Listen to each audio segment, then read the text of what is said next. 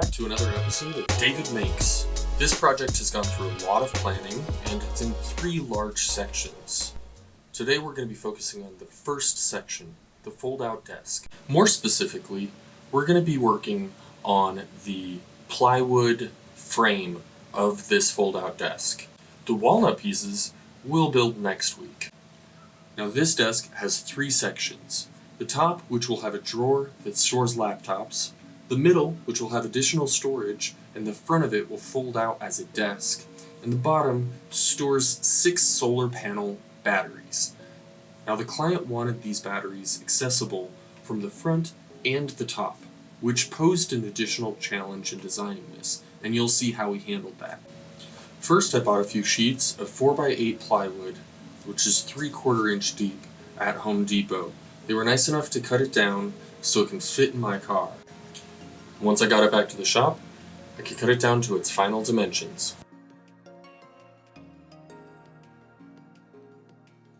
So the next morning, I went out into the garage and drilled all of the pocket holes, because that's how I'll be assembling this entire thing.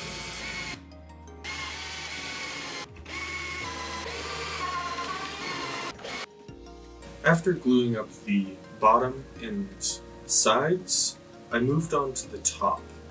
Now, instead of doing a full top, I do 2 strips so I can still access the top through the bottom.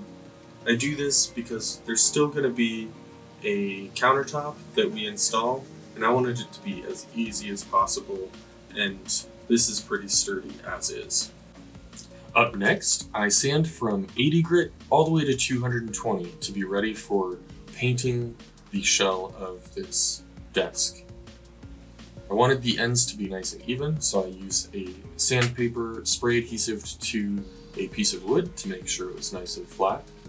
Now these sheets of plywood from box stores will usually have imperfections, and I'll just fill that in with a slurry made of glue and sawdust. Later I'll use some Bondo to flatten it out and make sure it's nice and perfect for the paint job.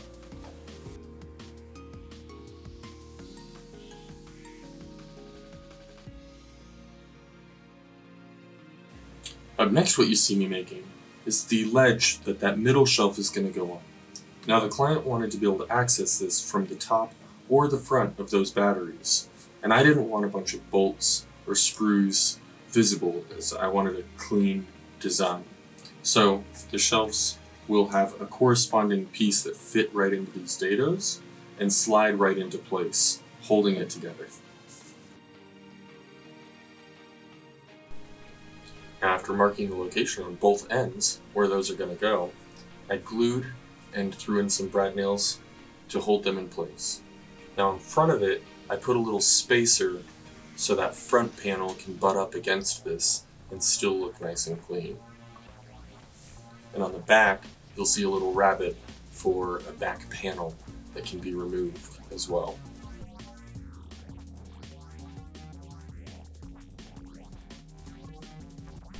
Now you'll see that the shelf will sit about 3 inches above where those batteries are actually at. That gives some room for the wires and ventilation as well. Once the entire box was assembled, I routed out a 1/4 inch rabbet along the edges and then cleaned up the corners so I can put a 1/4 inch piece of plywood on the back. One thing I find helpful is to clamp an extra piece of wood on one side so the router doesn't wobble back and forth, and it makes it nice and safe. Now what you'll find with a lot of these sheets of plywood is that the edges are filled with cracks and gaps and different imperfections. Some people use iron-on edge banding, but I find that painting over that, it'll eventually chip out. So I use Bondo, which fills it in nice and hard. You can sand it down really flat, and it absorbs paint really well.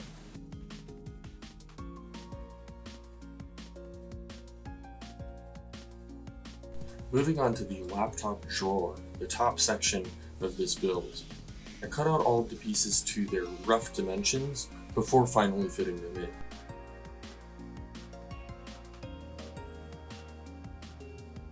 One tip that I found extremely helpful is to first cut out the sides of your drawers, install them to the drawer slides, and then measure the final dimension. It removes all of the guesswork for how wide these drawer slides are actually going to be.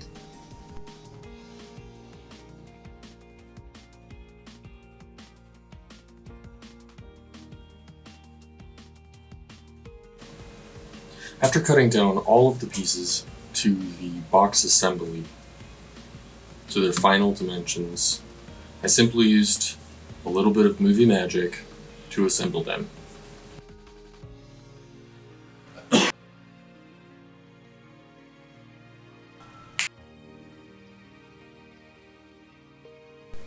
Maybe in another video, we'll go over how I make boxes specifically for drawers.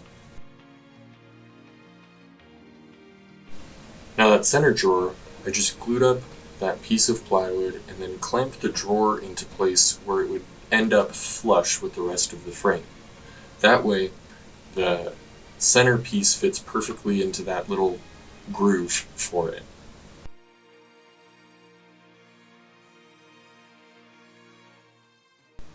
Now before painting, I like to wipe the entire thing down with a tack cloth to get up any leftover sawdust. And then I do a few different coats. I think this one got about 4 different coats where I painted and then sanded in between to make it as smooth as possible.